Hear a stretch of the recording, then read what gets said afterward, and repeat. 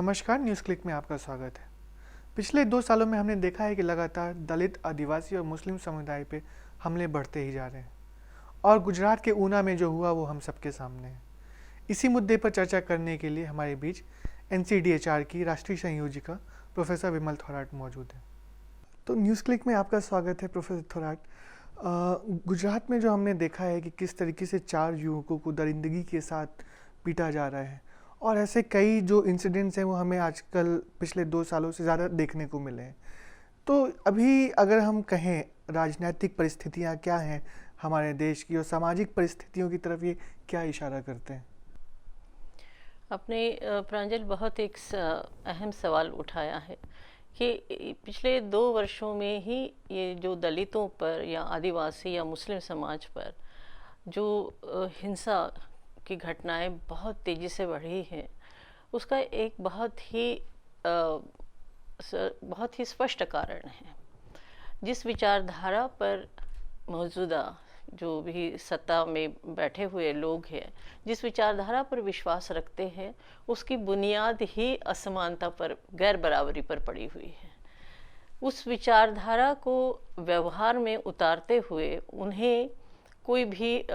समस्या नहीं है, क्योंकि वो विचारधारा खुद ही कहती है कि ये समता पर आधारित समाज नहीं है, यहाँ ऊंच नीच और गैर बराबर ये समाज है, यहाँ गरीब और अमीरों का समाज रहेगा, ये कभी भी बराबर नहीं हो सकता। और इसके लिए उनके पास धर्म की किताबें हैं, जो धर्म ग्रंथ है, वो उसमें उसका आधार ढूंढते हैं और उस आधार को वो इतना पुख्ता मानते हैं कि उन्हें लगता ही नहीं कि हम कोई इस स्वतंत्र देश में कोई उसके विरोध में काम कर रहे हैं। तो ये एक कारण है। और जो 2 साल से जो दलितों पर, खास करके मुस्लिमों पर, आदिवासियों पर जो हमले हो रहे हैं और हिंसात्मक ऐसी जघन्य घटनाएं घट रही हैं कि हाँ, एक बार इंसान दहल जाता है, सोचने लगता है कि ये किस तरह का समाज है जिसमें हमें रहने को मजबूर किया जा रहा है। और इसके बदलाव की जितनी भी पुख्ता कोशिशें हो रही है, बहुत सारे युवा वर्ग और नागरिक समुदाय की तरफ से, NGOs की तरफ से आवाज़ें उठाई जा रही हैं, लेकिन उसे कोई भी नहीं सुन पा रहा है। खास करके राज्य सरकारों का जो रवैया है वो इतना आतंकित करता है सामान्य जन को कि उसे अपनी सुरक्षा की जिम्मेदारी उसकी राज्य नहीं उठा रहा है। उसकी रोज़ी रोटी का सवाल है, वो रोज़ी रोटी के सवाल से जूझ रहा है, वहाँ पर भी उसे कोई आधार नहीं मिल रहा है, उसको कोई रोज़गार मुहैया नहीं किया जा रहा है। तो जनता में और ख़ास करके युवा वर्ग में बहुत असंतोष फैला हुआ है। आपने एक बहुत महत्वपूर्ण सवाल उठाया है कि एक तरफ संविधान है और एक तरफ ये मनुवाद है। तो एक मतलब अजब ही स्थिति है कि आप गाय का दूध तो पिएंगे, उससे बने चमड़े का जूता चप्पल तो पहनेंगे, पर जब लेबर की बात आती है, श्रम की बात आती है, तो आप एक समाज के एक तबके की तरफ देखते हैं। तो अगर इसके इतिहास को हम देखें तो कहाँ पे पाते हैं कि ये मनुवाद सोच जो है अपर कास्ट में, ये कैसे हमारे समाज में आजकल इतने उफान पे अगर हम कहें तो आ गई है? देखिए, ये जो भारतीय समाज की संरचना है, वर्णवाद पर निश्चित है। और वर्णवाद जो है, वर्ण व्यवस्था जो है, वो मनुस्मृति में ही उसका पूरा लेखा जोखा दिया हुआ है और उसे लोगों ने इतनी अच्छी तरह से एक्सेप्ट कर लिया है, इंटरनलाइज किया है कि उसे वो भूलना नहीं चाहते। क्योंकि जब कास्ट सिस्टम बनी है, एक जाति व्यवस्था बनी है, उसके साथ व्यवसायों का बंटवारा भी हुआ है, काम का बंटवारा हुआ है। अगर आप शूद्र हैं, अतिशूद्र हैं, आप अस्पृश्य हैं, तो आपके काम का बंटवारा आपके जन्म के साथ ही निश्चित हो जाता है और आपको जाति बदलने का अधिकार नहीं है, क्योंकि जन्मना जाति यहाँ पर निश्चित होती है। और जन्मना जाति निश्चित होने के बाद आपका व्यवसाय भी, आपका धंधा भी निश्चित हो जाता है, जिसे बदलने का आपको कोई अधिकार नहीं है। और अगर आपने कोशिश भी की तो आपको वहाँ पर जिंदा नहीं आप जिंदा नहीं बचेंगे, या आपके तरफ देखने का रवैया बिल्कुल नहीं बदलेगा। आप देखिए कि जो नई पीढ़ी है वो क्या कह रही है। गुजरात में जो बच्चे, जिन लोगों पर ये अत्याचार हुआ है, जघन्य अत्याचार, ये नई पीढ़ी कह रही है कि ये जो गंदा काम है, जिसकी वजह से हमें बहुत ही निम्नतर माना जाता है, हमारी तरफ देखने का रवैया बहुत ही हीनतम है, तो हम इसे नहीं करेंगे। और बहुत सारे युवाओं ने ये काम छोड़ा भी है, वो फैक्ट्री में काम कर रहे हैं, कहीं दूसरे शहर में जाकर काम कर रहे हैं जहाँ उनकी पहचान छुप जाती है। तो जाति का आधार जो धर्म ग्रंथों में दिया गया है, उसे समाज बहुत ही, मतलब भारतीय समाज उसे बहुत ही अच्छे तरीके से उसे निभा रहा है, और उसके निर्वाह के साथ ही वो जाति व्यवस्था को बरकरार भी रखना चाहता है। जब जाति व्यवस्था के साथ व्यवसाय जुड़े हैं, या आपकी जो ज़मीनों की मालिकाना हक जुड़े हुए हैं, तो कोई भी इसे छोड़ना नहीं चाहेगा, क्योंकि एक तो जाति के कारण वरिष्ठता और कनिष्ठता का विभाजन हुआ है, उसके साथ धंधों और कामों का बंटवारा हुआ है। तो निश्चित तौर पर जो उच्च जाति अपने आप को कहलाती है, या वर्ण व्यवस्था में जो सबसे ऊपर है, उनके पास सबसे ज़्यादा देश की संपत्ति है, और उस संपत्ति को वो किसी के साथ बांटना नहीं चाहते हैं, या उसे कम होते हुए भी देखना नहीं चाहते हैं। तो ये एक बहुत ही ऐसी व्यवस्था का निर्माण जो उस समय के जो भी मनु जैसे लोगों ने किया है, और उसको लिखित रूप में यहाँ पर दर्ज भी किया है। और जब धर्म की किताबों में ये बातें लिखी गई हैं, तो जो सामान्य जन है उसके मन में उसके खिलाफ जाने का भय होता है, तो वो भय के कारण उसे बदलना नहीं चाहता है, या उसके विपरीत जाना नहीं चाहता है, क्योंकि उसमें सजाओं का प्रावधान भी है। और वो सजाएं हम देख रहे हैं कि हूबहू जो मनुस्मृति में लिखी गई दी गई है सजाएं हैं, कि आपने अगर धर्म के खिलाफ या जाति के खिलाफ अगर कोई कदम उठाया, तो आपको ये सजा देने का प्रावधान है, और वो सजा व्यवहार में आज भी दी जा रही है। ये एक बहुत ही गंभीर और बहुत चिंताजनक बात है कि हमारे संविधान में कानून का एक बहुत बड़ा व्यवस्था है, उस कानून को कोई नहीं मानता है, और कानून को अपने हाथ में लेकर मनमाने ढंग से दलितों को पीटना, मुस्लिमों की हत्या करना, और ये जो बीच में जो गाय का जो एक नया मिथ गढ़ा गया है कि गाय को मारना ही एक बहुत बड़ा पाप माना जा रहा है, जबकि इंसानों की जिंदगी की कोई कीमत नहीं रह गई। बिल्कुल सही कहा आपने कि इंसानों की जिंदगी उसके सामने कोई भी मूल्य नहीं रखती है। आप याद कीजिए 2002 में झज्जर में, हरियाणा के झज्जर में 5 दलित युवाओं को गाय को मारने की इसी अफवाह के चलते 5 दलित युवाओं की हत्या की गई थी, और उस पर उसके बाद जिस मॉब ने मारा था, एक बहुत बड़ी साजिश के तहत मारा, उसमें भी गौरक्षा समिति के ही लोग शामिल थे, और सैकड़ों की संख्या में लोगों ने उन्हें पीट कर मारा था। यूपी में तो पीड़ित के परिवार पे ही उल्टा केस दर्ज कर रहे हैं। जी, तो यहाँ की न्याय व्यवस्था भी किसके तरफ है, और क्या इंगित करती है कि न्याय व्यवस्था भी दलितों को और मुस्लिम समुदाय को, या आदिवासी, या जो नॉमेडिक ट्राइब्स हैं, उनको सुरक्षा प्रदान नहीं कर पा रही है। प्रोफेसर, थोड़ा आपने शुरू इस बात से किया था कि हम अभी भी क्या आज़ाद हुए हैं। अगर आज़ाद हिंदुस्तान को देखा जाए, संविधान में बाबा साहेब ने कई ऐसी चीज़ें रखी थी जिससे एक सामाजिक प्रक्रिया के तहत और एक राजनीतिक प्रक्रिया के तहत दलितों को इस जो शोषण का जो जरिया है, इससे बाहर निकाला जाए। पर अगर आज भी हम ये जो रिकॉर्ड्स देखें, चाहे लिटरेसी हो, चाहे एम्प्लॉयमेंट रेट हो, या क्राइम की आपने बात की, सबसे ज़्यादा पीड़ित समुदाय आज भी दलित, आदिवासी और मुसलमान ही है। तो आखिर ऐसा हुआ क्यों है फिर? देखिए, संविधान में बहुत सारे प्रावधान किए गए हैं। जाति या धर्म, भाषा या क्षेत्र के आधार पर या लिंग के आधार पर सबको कोई भेदभाव वहाँ पर नहीं, कोई किसी से नहीं करे, और सबको समानता का अधिकार मिला है। लेकिन व्यवहार में हमारा जो समाज है जो सामाजिक व्यवस्था है, जो सांस्कृतिक और राजनीतिक उसके साथ जुड़ा हुआ है, वो बदलने के लिए राजी नहीं है, क्योंकि इससे कुछ लोगों को फ़ायदा तो ज़रूर पहुंच रहा है, और वो जब उनके फ़ायदे की जो बात है वो नहीं छोड़ रहे हैं। अब पितृसत्ता का जो एक पूरा दबाव महिलाओं के ऊपर बना हुआ है, उसमें सबसे ज़्यादा जो प्रताड़ित होती है वो दलित महिला, क्योंकि वो दलित भी है और महिला भी है, तो वो तिहरे शोषण की, और गरीब भी है। क्योंकि अगर आप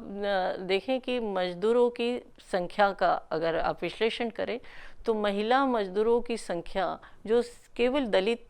समुदाय से आने वाली जो परसेंटेज है वो 65 to 70% है। अब आप समझिए कि 10% महिलाएं देश की 65% मजदूर महिलाएं हैं, तो निश्चित तौर पर वो गरीब ही है,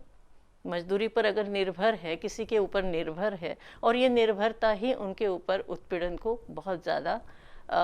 हवा देती है। और जो सामंत बैठे हुए हैं जगह जगह पर, जिनके पास ज़मीनें हैं, जिनके पास फैक्ट्रीज़ हैं, जिनके पास बाग और बगीचे हैं,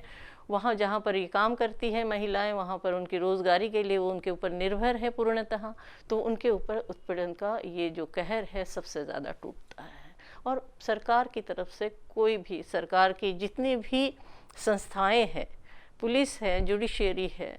और प्रशासनिक तंत्र जो है, वो यहाँ पर उनके प्रति बहुत असंवेदनशील है। जहाँ तक मेरी एक समझ है कि, और मैं इसमें गलत भी हो सकता हूँ, कि जो ये प्रशासनिक पूरा अमला है, इस चाहे ब्यूरोक्रेट्स हो, जुडिशरी हो, इसमें भी एक जो उच्च जात है उसका एक वर्चस्व कायम हो गया है। और क्या ये भी एक कारण हो सकता है कि ये इस नज़रअंदाज इस तरीके से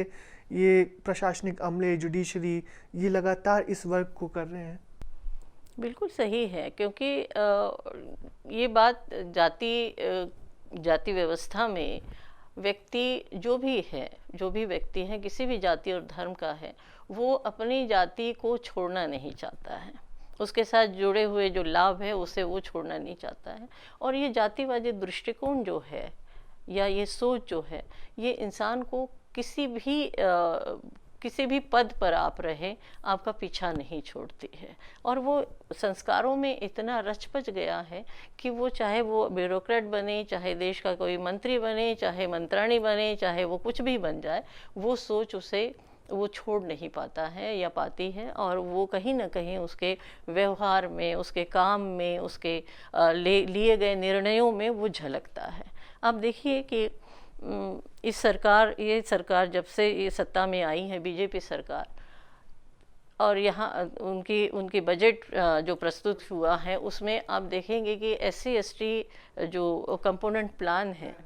उसका 50% इन्होंने कट कर दिया है। हम देख रहे हैं कि हमारा organisation national campaign on Dalit human rights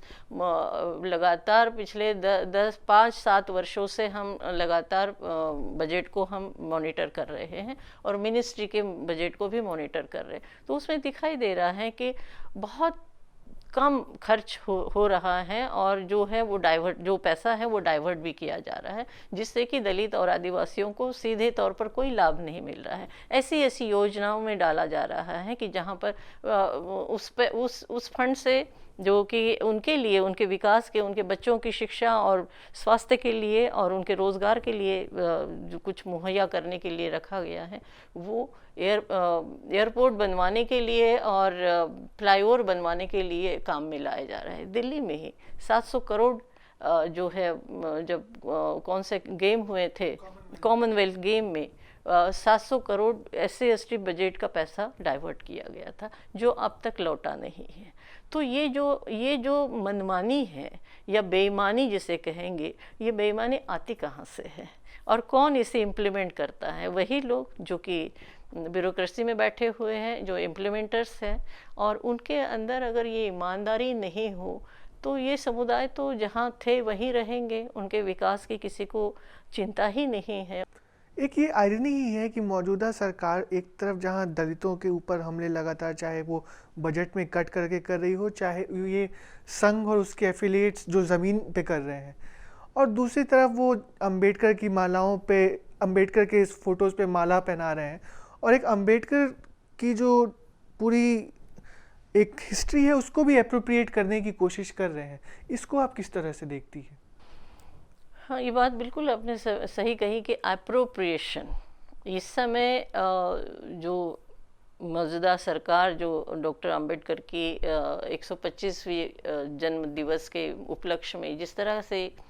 कार्यक्रमों को मतलब उसको आयोजित कर रही है और उस आयोजन के पीछे उनका एक मकसद है कि दलित समुदाय को अपनी तरफ आकर्षित करना, क्योंकि दलित समुदाय कभी भी बीजेपी की तरफ आकर्षित नहीं हुआ है। ये शुरू से ही एक हिस्टोरिकल फैक्ट रही है, क्योंकि वो आरपीआई या बीएसपी की तरफ उनका बहुत ज़्यादा या सीपीआई सीपीएम की तरफ उनका बहुत ज़्यादा झुकाव रहा है शुरू से ही। तो इस बड़े समुदाय को, क्योंकि आज एक चौथाई हिस्सा है ये समुदाय, आदिवासी और दलित मिलकर एक चौथाई हिस्सा जनसंख्या का है, तो इतने बड़े जनसंख्या को अपने वोट बैंक में तब्दील करने के लिए ये सारे आयोजन किए जा रहे हैं। अगर ऐसा, क्योंकि ये दिखाई दे रहा है कि एक तरफ ये आयोजन किए जा रहे हैं, उसको बहुत ज़्यादा हाईलाइट किया जा रहा है उसमें मीडिया के द्वारा या प्रिंट मीडिया के द्वारा, और दूसरी तरफ दलितों पर लगातार हमले बढ़े हैं। दलित लड़कियों पर बलात्कार की इतनी अनगिनत घटनाएं घट रही हैं कि लगता है कि ये देश कहीं इसकी इमेज बहुत दूसरी ना हो जाए। प्रोफेसर, ये मेरा आखिरी सवाल होगा कि गुजरात में दलितों ने एक घोषणा कर दी कि अब हम ना मरी हुई गाय उठाएंगे, ना ही उसका चमड़ा निकालेंगे। दूसरी तरफ हम देखते हैं महाराष्ट्र में, मुंबई में कुछ दिनों पहले एक विशाल रैली निकलती है अम्बेडकर भवन के डिमोलिशन के अगेंस्ट में। तो एक अगर हम कहें कि पॉजिटिव नोट भी नज़र आता है, तो क्या आप उससे सहमत हैं, और अगर नहीं तो ये आगे का रास्ता क्या है फिर? क्योंकि देखिए, जब किसी को बहुत ज़्यादा मजबूर किया जाता है और उसे बिल्कुल ऐसी जगह पर पहुंचा दिया जाता है कि अब उसके हाथ में कोई भी औजार नहीं है अपनी सुरक्षा का या अपनी अस्मिता का, उसकी अस्मिता भी आप दांव पर लगा रहे हैं, उसकी सुरक्षा का कोई जिम्मेदारी नहीं है। तो ऐसे समय में जो युवा वर्ग ने खास करके गुजरात में जो निर्णय लिया है कि जिस काम को हम कर रहे हैं, हमारे पुरखे समय से कर रहे हैं, जो उनकी आय का एक ये जरिया भी है, और ये उन्होंने अपने आप नहीं इसे अपनाया है, जाति व्यवस्था ने उनके ऊपर थोपा गया है। जब जाति व्यवस्था थोपती है और वो उसे व्यवसाय के रूप में कर रहे हैं, उनका आय का जरिया है, आप उस जरिए को ही अगर ख़त्म करना चाहते हैं और उस तरह से ख़त्म करना चाहते हैं जिस तरह से गाय को मारने का एक नया उन्होंने शगुफा छोड़ा है, और दलित समुदाय इस समय बहुत ज़्यादा आक्रोश में है, और ये आक्रोश जब तक नहीं उभरेगा, ये यहाँ पर बदलाव का कोई भी चिन्ह हमें दिखाई नहीं देगा। और यही आक्रोश और यही विद्रोह और यही आंदोलन इस देश को बदलने के लिए मजबूर करेगा। शुक्रिया प्रोफेसर थोराट, आपने अपना समय दिया, और ऐसे मुद्दे अगर आगे आएंगे तो हम ऐसे मुद्दों पर लगातार आपके पास वापस आते रहेंगे।